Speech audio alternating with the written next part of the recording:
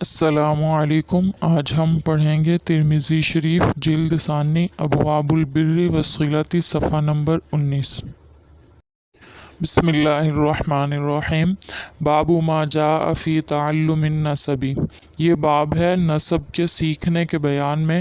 حدثنا احمد بن محمد حدثنا عبد اللہ بن المبارک عن عبد الملک بن عیسی الثقفی عن یزید مولی المنبعث عن ابی ہریرہ عن النبی صلی اللہ علیہ وسلم قال تعلموا من انسابکم ما تصلون به ارحامکم فإن صلة الرحم محبة في الأهل مثرة في المال منسأة في الأثر۔ هذا حديث غريب من هذا الوجه، ومعنى قوله منسأة في الأثر يعني به الزيادة في العمر۔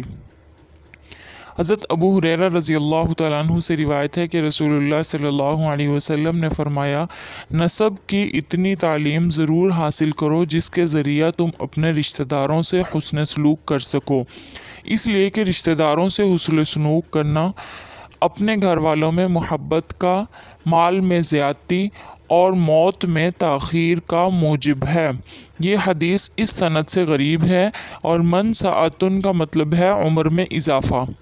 تعلموا من انسابکم، نسب کی تعلیم حاصل کرو، اس کا مطلب یہ ہے کہ آدمی اپنے رشتہ داروں کو پہچانے تاکہ ان کے مرتبے کے لحاظ سے ان سے صلہ رحمی کر سکے۔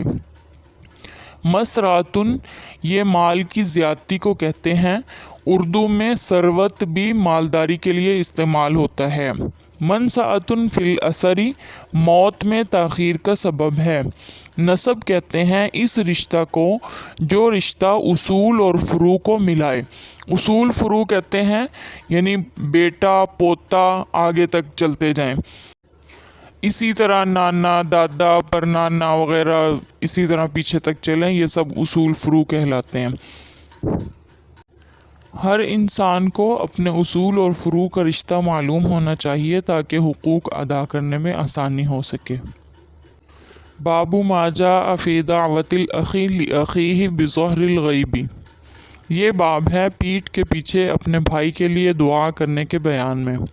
حدثنا عبد بن حمید حدثنا قبیصۃ عن سفیان عن عبد الرحمن بن زیاد بن انعم عن عبد اللہ بن یزید عن عبد اللہ بن عمرو عن النبی صلی اللہ علیہ وسلم قال ما دعوت اسرع اجابة من دعوت غائب لغائب۔ هذا حدیث غریب لا نعرفه الا من هذا الوجه، والافریقی یضاعف في الحدیث وهو عبد الرحمن بن زیاد بن انعم الافریقی۔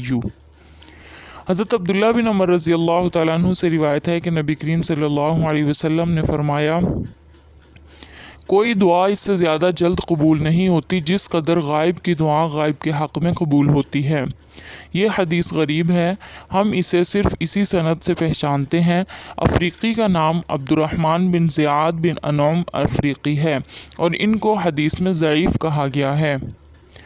روایت کا مطلب یہ ہے کہ جو شخص کسی کی پیٹھ پیچھے دعا کرتا ہے تو اس کی دعا جلدی قبول ہوتی ہے۔ اس کی وجہ محدثین نے یہ بیان فرمائی ہے کہ اس کی دعا میں خلوص ہوتا ہے۔ ملا علی قاری رحمۃ اللہ علیہ فرماتے ہیں کہ اس میں وہ شخص بھی داخل ہوگا جو اگرچہ سامنے ہی دعا کر رہا ہو مگر آہستہ آہستہ اور اس کا اظہار وہ مخاطب کو نہیں کرتا۔ باب ما جاء فی الشتم، یہ باب ہے سخت گوئی کے بیان میں۔ حدثنا قتیبۃ حدثنا عبد العزیز بن محمد عن العلاء بن عبد الرحمن عن ابیہ عن ابی ہریرہ ان رسول اللہ صلی اللہ علیہ وسلم قال المستبان ما قال فعل البادئ منہما ما لم یعتد المظلوم۔ وفی الباب عن سعد وابن مسعود وعبد اللہ بن مغفل هذا حدیث حسن صحیح۔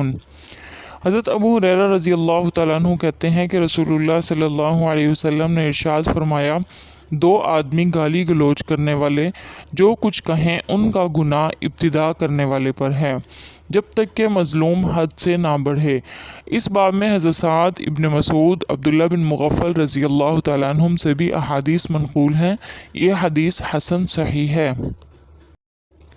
حدثنا محمود بن غيلان حدثنا أبو داود الحفري عن سفيان عن زياد بن علاقة قال سمعت المغيرة بن شعبة يقول قال رسول الله صلى الله عليه وسلم لا تسبوا الأموات فتوذوا الأحياء وقد اختلف أصحاب سفيان في هذا الحديث فروى بعضهم مثل رواية الحفري وروى بعضهم عن سفيان عن زياد بن علاقة قال سمعت رجلا يحدث عند المغيرة بن شعبة عن النبي صلى الله عليه وسلم نحوه۔ حضرت مغیرہ بن شعبہ رضی اللہ تعالیٰ عنہ کہتے ہیں کہ رسول اللہ صلی اللہ علیہ وسلم نے فرمایا مردوں کو گالی نہ دو کیونکہ اس سے زندہ لوگوں کو تکلیف ہوتی ہے۔ اس حدیث کو نقل کرنے میں سفیان کے ساتھیوں کا اختلاف ہے، بعض اسے حفری کی روایت کی طرح نقل کرتے ہیں جبکہ بعض سفیان سے اور وہ زیاد بن علاقہ سے نقل کرتے ہیں کہ میں نے مغیرہ بن شعبہ کے پاس ایک آدمی کو رسول اللہ صلی اللہ علیہ وسلم سے اسی طرح کی حدیث نقل کرتے ہوئے سنا ہے۔ حدثنا محمود بن غيلان حدثنا وكيع حدثنا سفيان عن زبيد بن الحارث عن أبي وائل عن عبد الله قال قال رسول الله صلى الله عليه وسلم سباب المسلم فسوق وقتاله كفر قال زبيد قلت لأبي وائل أنت سمعته من عبد الله قال نعم هذا حديث حسن صحيح۔ حضرت عبداللہ رضی اللہ تعالیٰ عنہ سے روایت ہے، وہ فرماتے ہیں کہ رسول اللہ صلی اللہ علیہ وسلم نے فرمایا کسی مسلمان کو گالی دینا گناہ ہے اور اسے قتل کرنا کفر ہے۔ زبید رحمۃ اللہ علیہ کہتے ہیں کہ میں نے ابو وائل رحمۃ اللہ علیہ سے پوچھا کیا آپ نے خود یہ حدیث عبداللہ سے سنی؟ تو انہوں نے فرمایا ہاں یہ حدیث حسن صحیح ہے۔ اس باب میں امام ترمذی رحمۃ اللہ علیہ گالی گلوچ کرنے کی مذمت کو بیان فرما رہے ہیں۔ ایک روایت میں ہے کہ گناہ کبیرہ میں سے کسی کو گالی دینا بھی ہے۔ ایک روایت میں ہے کہ جب ایک صحابی نے عرض کیا کہ میں گالی کا بدلہ لے لوں تو آپ صلی اللہ علیہ وسلم نے اس پر ارشاد فرمایا دونوں گالی دینے والے شیطان ہیں جو ایک دوسرے کو جھٹلاتے ہیں اور ایک دوسرے پر تہمت لگاتے ہیں۔ شتم هو السب واللعن، گالی یہ حاضر اور غائب، زندہ اور مردہ سب کو دی جا سکتی ہے۔ مستبانی، گالی گلوچ کرنے والے۔ فتوذ الاحیاء، اس سے زندوں کو تکلیف ہوتی ہے۔ ایک دوسری روایت میں آتا ہے کہ مردے کو برا بھلا کہنا زندوں سے زیادہ برا ہے۔ مردے کو تو کچھ نہیں، اس کے زندہ عزیز و اقارب کو ایذا ہوتی ہے۔ جس طرح زندوں کی غیبت کرنا حرام ہے اسی طرح مردوں کی غیبت کرنا بھی حرام اور گناہ کبیرہ ہے، جبکہ مردوں سے اس کی تلافی بھی ناممکن ہے۔ مردوں کے لیے دعا اور استغفار کرنے کا حکم ہے۔ سباب المسلم فسوق، سباب اور سب دونوں کا ایک ہی معنی ہے، بعض نے کہا ہے کہ سب کے معنی میں زیادتی ہے۔ فسوق یہ فسق سے ہے، اس کا معنی ہے اللہ اور اس کے رسول کی اطاعت سے نکل جانا۔ قتالہ کفر، یہاں پر کفر اور فسق کے مقابل کفر جو ہے وہ فسق کے مقابل میں ہے، مطلب یہ ہے کہ مومن کا قتل کفر ہے۔ اس سے یہ سوال پیدا ہوتا ہے کہ قتل کرنے سے آدمی کافر تو نہیں ہوتا، جبکہ اس حدیث میں کہا گیا ہے کہ کافر ہو جاتا ہے۔ اس کا جواب یہ ہے کہ یہ بطور زجر اور تحدید کے لیے ہے، جیسا کہ قرآن پاک میں آتا ہے من قتل مؤمنا متعمدا، یعنی جس نے کسی کو جان بوجھ کر قتل کیا تو وہ کافر ہو جائے گا، اور جو مسلمان کے قتل کو حلال سمجھے گا تو وہ بھی کافر ہو جائے گا۔ باب ما جاء فی قول المعروف، یہ باب ہے اچھی بات کے کرنے کے بیان میں۔ حدثنا علی بن حجر حدثنا علی بن مسہر عن عبد الرحمن بن اسحاق عن النعمان بن سعد عن علی قال قال رسول اللہ صلی اللہ علیہ وسلم ان فی الجنة غرفا ترى ظهورها من بطونها وبطونها من ظهورها، فقام أعرابي فقال لمن هي يا رسول الله؟ فقال لمن أطاب الكلام وأطعم الطعام وأدام الصيام وصلى بالليل والناس نيام۔ هذا حديث غريب لا نعرفه إلا من حديث عبد الرحمن بن اسحاق۔ حضرت علی رضی اللہ تعالیٰ عنہ سے روایت ہے کہ رسول اللہ صلی اللہ علیہ وسلم نے فرمایا جنت میں بالا خانے ہیں جن کے بیرونی حصے اندر سے اور اندر کے حصے باہر سے نظر آتے ہوں گے۔ ایک اعرابی نے کھڑے ہو کر عرض کیا، یا رسول اللہ، یہ کس کے لیے ہوں گے؟ نبی کریم صلی اللہ علیہ وسلم نے فرمایا، جو اچھی گفتگو کرے، کھانا کھلائے، ہمیشہ روزے رکھے اور رات کو نماز ادا کرے جبکہ لوگ سوئے ہوئے ہوں۔ یہ حدیث غریب ہے، ہم اسے صرف عبد الرحمن بن اسحاق کی روایت سے پہچانتے ہیں۔ معروف ہر اس کام کو کہتے ہیں جس کو ایک عقل والا آدمی بھی اچھا کہے اور شریعت بھی اس کو اچھا کہے۔ لمن اطاب الکلام، اچھا کلام مراد ہے اطعم الطعام مستحقین، خواہ وہ اہل و عیال ہوں یا فقراء اور مساکین وغیرہ ہوں، سب اس میں داخل ہیں۔ وادام الصیام، فرض روزے کے ساتھ نفلی روزہ کثرت سے رکھتا ہو یا ہر مہینے 3 روزے رکھنے والا بھی اس میں داخل ہوگا۔ وصلی باللیل والناس نیام، رات کو جب لوگ سو رہے ہوں تو یہ اٹھ کر نماز پڑھتے ہیں، اس سے مراد تہجد کی نماز ہے۔ متعدد آیات قرآنیہ اور احادیث میں تہجد کی نماز کی ترغیب دی گئی ہے۔ نفلی نمازوں میں سب سے زیادہ فضائل والی یہی نماز ہے۔ قرآن پاک میں بھی عباد الرحمن کی یہ صفت بیان کی گئی ہے، والذین یبیتون لربہم سجدا وقیاما، یعنی جو اپنے رب کے سامنے سجدے اور قیام کرتے ہوئے راتیں گزار دیتے ہیں۔ باب ما جاء فی فضل المملوک الصالح، یہ باب ہے نیک غلام کی فضیلت کے بیان میں۔ حدثنا ابن ابی عمر حدثنا سفیان عن الاعمش عن ابی صالح عن ابی ہریرہ ان رسول اللہ صلی اللہ علیہ وسلم قال نعم لأحدهم أن يطيع ربه ويؤدي حق سيده يعني المملوك، وقال كعب صدق الله ورسوله، وفي الباب عن أبي موسى وابن عمر هذا حديث حسن صحيح۔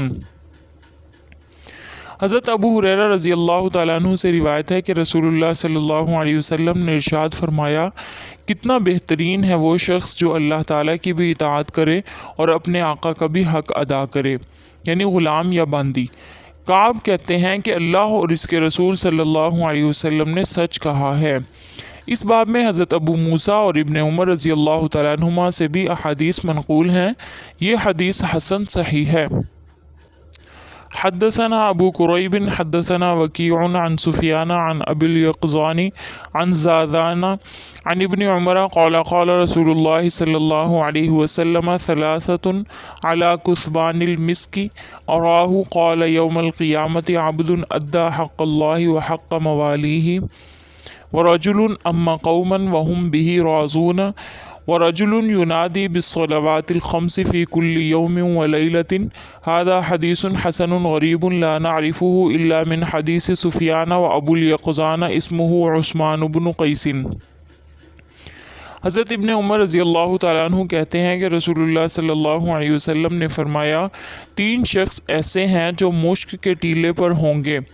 راوی کہتے ہیں میرا خیال ہے کہ قیامت کے دن بھی فرمایا۔ ایک وہ شخص جو اللہ کا حق ادا کرنے کے ساتھ ساتھ اپنے مالک کا حق بھی ادا کرے۔ دوسرا وہ امام جس سے اس کے مقتدی راضی ہوں۔ تیسرا وہ شخص جو 5 نمازوں کے لیے اذان دیتا ہے۔ یہ حدیث حسن غریب ہے، ہم اسے صرف سفیان کی روایت سے پہچانتے ہیں۔ ابو الیقظان کا نام عثمان بن قیس ہے۔ نعمہ میں ما نکرہ ہے، اس کا معنی ہے شے۔ حافظ ابن حجر رحمۃ اللہ علیہ فرماتے ہیں کہ نعم کو 4 طرح سے پڑھ سکتے ہیں، نون کے نیچے زیر، عین ساکن، میم کے اوپر زبر، یعنی نعمہ۔ نون کے نیچے زیر، عین کے نیچے زیر، میم کے اوپر زبر، نعمہ۔ نون کے اوپر زبر، عین کے نیچے زیر، میم کے اوپر شد اور زبر، نعمہ۔ نون کے نیچے زیر، عین کے نیچے زیر، میم کے اوپر شد اور زبر، نعمہ۔ صدق اللہ ورسولہ، اللہ اور اس کے رسول نے سچ فرمایا۔ حضرت کعب رضی اللہ تعالیٰ عنہ نے یہ جملہ خوشی سے فرمایا تھا۔ کثبان المسکی، اس کا مطلب ہے ریت کا ٹیلا۔ اراہو، اس میں ہو ضمیر کا جو مرجع ہے وہ حضرت ابن عمر ہیں اور فاعل زازان ہیں۔ مطلب یہ ہے کہ زازان رحمۃ اللہ علیہ کہتے ہیں کہ میرا خیال ہے کہ ابن عمر رضی اللہ تعالیٰ عنہ نے علا کثبان المسکی کے بعد یوم القیامتی کا اضافہ بھی فرمایا تھا۔ اما قومن وہم بہی راضون، امامت اس طرح کرے کہ لوگ اس سے راضی ہوں۔ ملا علی قاری رحمۃ اللہ علیہ فرماتے ہیں کہ اعتبار عالم دین کا ہوگا، اگرچہ وہ اکیلا ہی کیوں نہ ہو۔ جہلاء کی اکثریت کا اعتبار نہیں ہے، اور امام کے فسق، جہل اور بدعت کی وجہ سے اگر لوگ ناراض ہوں تو اس کا اعتبار ہے۔ ایسے امام کو امامت چھوڑ دینی چاہیے، ایسے آدمی کا لوگوں کو نماز پڑھانا جائز نہیں ہے۔ رجل ینادی بالصلاۃ الخمس، پانچوں نمازوں کے لیے اذان دیتا ہے، اس میں اجرت لینے والا اور نہ لینے والا دونوں مؤذن داخل ہیں، بشرطے کہ اخلاص کے ساتھ یہ کام کرتا ہو۔ باب ما جاء فی معاشرۃ الناس، یہ باب ہے لوگوں کے ساتھ اچھی معاشرت کے ساتھ سلوک کرنے کے بیان میں۔ حدثنا بندار حدثنا عبد الرحمن بن مہدی حدثنا سفیان عن حبیب بن ابی ثابت عن میمون بن ابی شبیب عن ابی ذر قال قال لی رسول اللہ صلی اللہ علیہ وسلم اتق اللہ حیثما کنت واتبع السیئۃ الحسنۃ تمحوها وخالق الناس بخلق حسن وفی الباب عن ابی ہریرہ ھذا حدیث حسن صحیح۔ حضرت ابو ذر رضی اللہ تعالیٰ عنہ سے روایت ہے کہ رسول اللہ صلی اللہ علیہ وسلم نے مجھے فرمایا، جہاں کہیں بھی ہو اللہ سے ڈرو اور برائی کے بعد بھلائی کرو تاکہ وہ اسے مٹا دے، اور لوگوں سے اچھے اخلاق کے ساتھ پیش آؤ۔ اس باب میں حضرت ابو ہریرہ رضی اللہ تعالیٰ عنہ سے بھی حدیث منقول ہے، یہ حدیث حسن صحیح ہے۔ حدثنا محمود بن غیلان حدثنا ابو احمد و ابو نعیم عن سفیان عن حبیب بهذا الاسناد نحوه قال محمود وحدثنا وکیع عن سفیان عن حبیب بن ابی ثابت عن میمون بن ابی شبیب عن معاذ بن جبل عن النبی صلی اللہ علیہ وسلم نحوه قال محمود والصحیح حدیث ابی ذر۔ ہم سے روایت کی محمود بن غیلان نے، انہوں نے ابو احمد اور ابو نعیم سے، وہ سفیان سے اور وہ حبیب سے اسی سند سے یہ حدیث نقل کرتے ہیں۔ وکیع بھی سفیان سے اور وہ میمون بن ابی شبیب سے، وہ معاذ بن جبل سے اور وہ نبی کریم صلی اللہ علیہ وسلم سے اس کے مثل نقل کرتے ہیں۔ محمود کہتے ہیں کہ صحیح حدیث ابو ذر رضی اللہ تعالیٰ عنہ کی ہے۔ اتق اللہ، تقوی ہی کی وجہ سے آدمی اللہ تعالیٰ کے تمام احکامات کو پورا کرتا ہے اور تمام منہیات سے اپنے آپ کو روکتا ہے۔ دین کی جڑ تقوی ہی ہے۔ حیث ما کنت، جہاں کوئی دیکھے یا نہ دیکھے، یہ جملہ کنایا ہے کہ ہر جگہ پر اور ہر موقع پر اللہ تعالیٰ سے ڈرنا چاہیے۔ واتبع السیئۃ الحسنۃ تمحوها، اس کا مفہوم قرآن پاک میں بھی بیان کیا گیا ہے۔ ان الحسنات یذہبن السیئات، یعنی نیکیاں برائیوں کو دور کر دیتی ہیں۔ صغیرہ گناہ ہو یا کبیرہ، ہر ایک کے بعد نیکی کرنی چاہیے۔ ہاں، کبیرہ گناہ کے لیے توبہ شرط ہے، مگر کبیرہ گناہ کیونکہ کبیرہ گناہ جو ہیں وہ توبہ کے بغیر معاف نہیں ہوتے۔ علامہ بیضاوی رحمۃ اللہ علیہ کے بقول نیکیوں سے کبیرہ گناہ بھی معاف ہو جاتے ہیں، جیسا کہ قرآن پاک میں ارشاد ہے لَأُكَفِّرَنَّ عَنْكُمْ سَيِّئَاتِكُمْ، یقیناً میں تمہاری برائیوں کو تم سے دور کر دوں گا۔ یہ لفظ عام ہے، اس میں ہر قسم کا گناہ داخل ہے۔ علامہ طیبی رحمۃ اللہ علیہ نے فرمایا، جس نوع کا گناہ کیا ہے اسی نوع کی نیکی کرے۔ مثلاً شراب پی ہے تو اب لوگوں کو شربت پلائے، تکبر کیا ہے تو تواضع کرے، گانا سنا ہے تو تلاوت سنے، وغیرہ وغیرہ۔ باب ما جاء فی ظن السوء، یہ باب ہے بدگمانی کرنے کے بیان میں۔ حدثنا ابن ابی عمر حدثنا سفیان عن ابی الزناد عن الاعرج عن ابی ہریرہ ان رسول اللہ صلی اللہ علیہ وسلم قال إياكم والظن فإن الظن أكذب الحديث هذا حديث حسن صحيح وسمعت عبد بن حميد يذكر عن بعض أصحاب سفيان قال قال سفيان الظن ظنان فظن اسم وظن ليس باسم فأما الظن الذي هو اسم فالذي يظن ظنا ويتكلم به وأما الظن الذي ليس باسم فالذي يظن ولا يتكلم به۔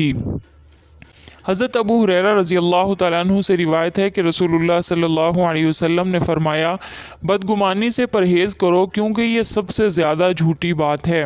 یہ حدیث حسن صحیح ہے۔ امام ترمذی رحمۃ اللہ علیہ نے عبد بن حمید سے سنا، وہ سفیان کے بعض ساتھیوں سے نقل کرتے ہیں کہ سفیان نے فرمایا گمان دو قسم کے ہیں، ایک قسم کا گمان گناہ ہے جبکہ دوسری قسم کا گناہ نہیں ہے۔ گناہ یہ ہے کہ بدگمانی دل میں بھی کرے اور زبان پر بھی لے آئے، صرف دل ہی میں بدگمانی کرنا گناہ نہیں۔ اگر کسی کے لیے دل میں بدگمانی کرے زبان سے اظہار نہ کرے تو اس پر گناہ نہیں، کیونکہ شیطان تو وسوسہ ڈالتا ہی رہتا ہے۔ اللہ تعالیٰ کے ساتھ بدگمانی کرنا یا اللہ تعالیٰ کی وحدانیت کے انکار کے بارے میں یا اس کی صفات کے بارے میں بدگمانی کرنا یہ سب سے بڑا گناہ ہے۔ علماء فرماتے ہیں کہ بدگمانی کی 4 قسمیں ہیں، 1 حرام، نمبر 2 واجب، نمبر 3 مستحب، نمبر 4 مباح۔ حرام وہ ہے جو اوپر گزرا ہے، یعنی اللہ تعالیٰ کے ساتھ بدگمانی کرنا، مثلاً کہے کہ اللہ نے مجھ ہی کو عذاب دینا تھا۔ نمبر 2 ہے واجب، یعنی جس بات پر قرآن حدیث میں واضح دلیل نہ ہو تو ظن غالب پر عمل کرنا واجب ہوتا ہے۔ مستحب، ہر مسلمان کے ساتھ اچھا گمان رکھنا۔ جائز اور مباح، یعنی نماز وغیرہ کی رکعات میں شک ہو جائے تو اب ظن غالب پر عمل کرنا جائز ہے۔ حدیث کا مطلب یہ ہوا کہ کسی مسلمان کے لیے یہ بات جائز نہیں کہ اپنے دل میں کسی مسلمان کے بارے میں غلط قسم کے شک و شبہات پیدا کرے، جبکہ اس کے اس عمل کی تعویل کرنی چاہیے۔ ہاں، اگر وہ برائی بالکل ظاہر ہو تو انکار کی گنجائش نہیں، اب تعویل نہیں کی جائے گی۔ فَإِنَّ الظَّنَّ أَكْذَبُ الْحَدِيثِ، بدگمانی اکثر جھوٹ ہی ہوتی ہے کیونکہ اس کو اکذب حدیث فرمایا ہے۔ دل میں آنے والی باتیں اکثر جھوٹی ہوتی ہیں۔ اس حدیث میں ظن کو اکذب کہا گیا ہے، اس کی وجہ یہ ہے ممکن ہے کہ صدق اور کذب یہ عموماً صفت ہوتی ہے کلام کی، اور کلام کا تعلق ہوتا ہے زبان سے، بخلاف ظن کے کہ ظن کا یعنی گمان کا تعلق جو ہوتا ہے وہ دل سے ہوتا ہے، لہٰذا جو ظن خلاف واقعہ ہوگا وہ زیادہ قبیح اور زیادہ برا اور اکذب ہوگا۔ باب ما جاء فی المزاح، یہ باب ہے دل لگی کے بیان میں۔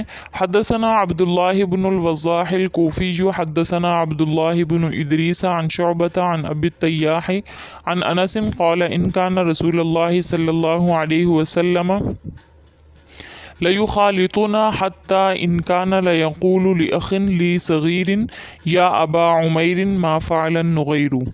حضرت انس رضی اللہ تعالیٰ عنہ سے روایت ہے کہ رسول اللہ صلی اللہ علیہ وسلم ہم سے ملے جلے رہتے، یہاں تک کہ میرے چھوٹے بھائی سے فرماتے اے ابو عمیر تمہاری نغیر کو کیا ہوا؟ نغیر ایک چھوٹا سا پرندہ ہے۔ حدثنا حناد حدثنا وکیع عن شعبۃ عن ابی التیاح عن انس نحوہ هذا حدیث حسن صحیح وابو التیاح اسمہ یزید بن حمید ذبحی۔ ہم نے روایت کی حناد سے، انہوں نے شعبہ سے، انہوں نے ابی ریاح سے، اور وہ انس رضی اللہ تعالیٰ عنہ سے اسی طرح کی حدیث نقل کرتے ہیں۔ یہ حدیث حسن صحیح ہے، اور ابو تیاح کا نام یزید بن حمید ہے۔ حدثنا العباس بن محمد الدوری حدثنا علی بن الحسن حدثنا عبداللہ بن المبارک عن اسامة بن زید عن سعید المقبری عن ابی ہریرہ قال قالوا یا رسول اللہ انک تداعبنا قال انی لا اقول الا حقا هذا حدیث حسن صحیح ومعنى قوله انک تداعبنا انما یعنون انک تمازحنا۔ حضرت ابو ہریرہ رضی اللہ تعالیٰ عنہ سے روایت ہے کہ ہم نے عرض کیا یا رسول اللہ آپ ہم سے خوش طبعی کرتے ہیں۔ آپ صلی اللہ علیہ وسلم نے فرمایا میں سچ کے علاوہ کچھ نہیں کہتا۔ یہ حدیث حسن صحیح ہے۔ تداعبنا کا معنی یہ ہے کہ آپ صلی اللہ علیہ وسلم ہم سے مذاق کرتے ہیں۔ حدثنا محمود بن غیلان حدثنا ابو اسامة عن شریک عن عاصم الاحول عن انس بن مالک ان النبی صلی اللہ علیہ وسلم قال له یا ذا الاذنین قال محمود قال ابو اسامة یعنی مازحہ۔ حضرت انس بن مالک رضی اللہ تعالیٰ عنہ سے روایت ہے کہ رسول اللہ صلی اللہ علیہ وسلم نے انہیں فرمایا اے دو کانوں والے۔ محمود کہتے ہیں کہ ابو اسامہ نے فرمایا آپ صلی اللہ علیہ وسلم نے اس طرح کے الفاظ کے ساتھ مذاق کیا۔ حدثنا قتيبة حدثنا خالد بن عبد الله الواسطي عن حميد عن أنس أن رجلا استحمل رسول الله صلى الله عليه وسلم قال إني حاملك على ولد ناقة قال يا رسول الله ما أصنع بولد الناقة فقال رسول الله صلى الله عليه وسلم وهل تلد الإبل إلا النوق هذا حدیث حسن صحیح غریب۔ حضرت انس رضی اللہ تعالیٰ عنہ کہتے ہیں کہ ایک شخص نے رسول اللہ صلی اللہ علیہ وسلم سے سواری مانگی۔ آپ صلی اللہ علیہ وسلم نے فرمایا میں تمہیں اونٹنی کے بچے پر سوار کروں گا۔ اس نے عرض کیا یا رسول اللہ میں اونٹنی کا بچہ لے کر کیا کروں گا؟ آپ صلی اللہ علیہ وسلم نے فرمایا کیا اونٹوں کو اونٹنیوں کے علاوہ بھی کوئی جانتا ہے؟ یعنی تمام اونٹ اونٹنیوں کے بچے ہی ہیں۔ یہ حدیث حسن صحیح غریب ہے۔ یہ حدیث صحیح غریب ہے۔ مزاح میم کے زبر کے ساتھ مصدر ہے، اس کا معنی ہے خوش طبعی کرنا، مگر اس میں کسی کی دل شکنی اور ایذا رسانی نہ ہو۔ آپ صلی اللہ علیہ وسلم صحابہ کے ساتھ مذاق فرمایا کرتے تھے اور صحابہ بھی آپس میں مذاق فرماتے تھے۔ آپ صلی اللہ علیہ وسلم نے خود فرمایا انی مازحہ ولا اقول الا حقا، یعنی میں مذاق کرتا ہوں لیکن حق ہی کہتا ہوں۔ مذاق کی دو قسمیں ہیں، ایک ہے خوش طبعی کے لیے، یہ جائز ہے۔ دوسرا اگر دل لگی ہو جو اللہ کے ذکر سے معنی بنے تو اس سے دل میں قساوت پیدا ہوتی ہے، یہ شریعت میں منع ہے۔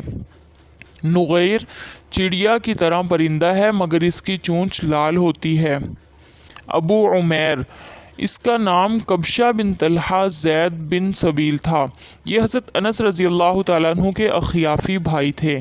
آپ صلی اللہ علیہ وسلم نے ابو عمیر فرمایا اس کی عمر کم ہونے کی وجہ سے، کیونکہ عمیر کہتے ہیں کم عمر والے کو، اس وجہ سے اس کا انتقال بھی جلدی ہو گیا تھا۔ صحیحین کی روایت میں ہے کہ جب نغیر مر گئی تو آپ صلی اللہ علیہ وسلم نے اس وقت یہ حدیث ارشاد فرمائی تھی۔